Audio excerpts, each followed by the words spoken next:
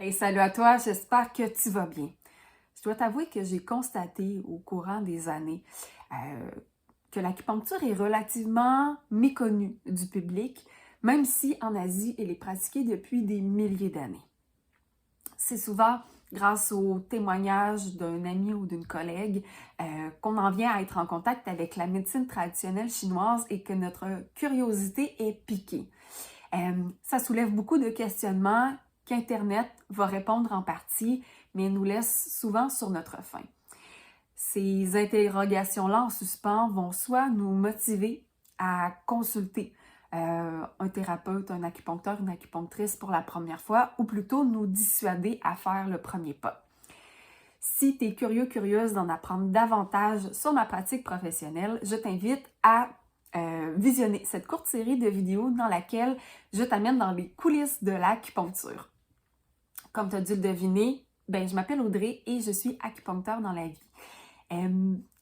J'ai choisi en fait de partager quelques questionnements de patients-patientes pendant les traitements parce que je crois que c'est des questionnements que la plupart des gens ont. Afin de justement rendre un peu moins mystérieux ce fascinant univers qu'est la médecine traditionnelle chinoise. C'est clair que mon rôle est avant tout, comme thérapeute, de prodiguer des soins de qualité et adaptés à chacun, chacune, mais c'est également de rendre ces soins-là intelligibles pour les personnes qui sont sur la table en utilisant des notions qu'elles connaissent pour leur faire découvrir des concepts qui sont nouveaux. Dans cette vidéo-ci, je vais parler plus spécifiquement du temps de pause des aiguilles.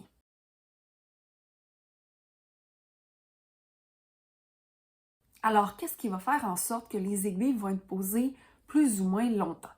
Il faut se dire qu'il y a différents paramètres qui permettent de déterminer ce temps de pause-là, c'est-à-dire si on souhaite tonifier ou disperser en fonction de la problématique pour laquelle tu consultes, mais aussi en fonction de ton niveau d'énergie parce que chaque aiguille a un coût énergétique. Donc, ça peut plus ou moins fatiguer la personne. Donc, ça permet de choisir, entre autres, parmi les paramètres, le temps de pause en est un qui peut être ajusté pour limiter justement cette fatigue-là post-traitement.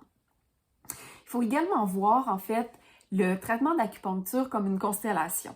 C'est que les points peuvent être sélectionnés pour leur fonction spécifique, mais ça leur prend également un certain temps pour travailler ensemble puis créer justement cette constellation-là, puis pas être des étoiles individuelles, si je peux me permettre la métaphore. Faut voir aussi le traitement d'acupuncture comme un moment pour soi. C'est un moment pour se détendre, pour relaxer, voire pour dormir pour certaines personnes. En résumé, qu'est-ce qui détermine le temps de pause des aiguilles? Il y a différents paramètres qui sont utilisés, qui ont été mentionnés précédemment dans la vidéo.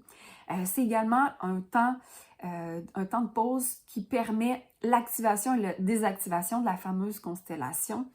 Et il faut le voir comme un moment de détente, un moment pour soi.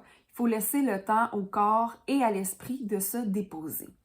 Si tu as trouvé cette vidéo-là intéressante, pertinente, je t'invite à cliquer sur j'aime et à la partager à des gens de ton entourage qui pourraient être également intéressés.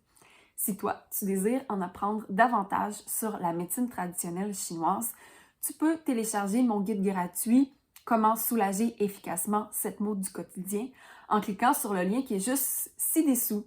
Sinon, on se voit dans une prochaine vidéo. Ciao!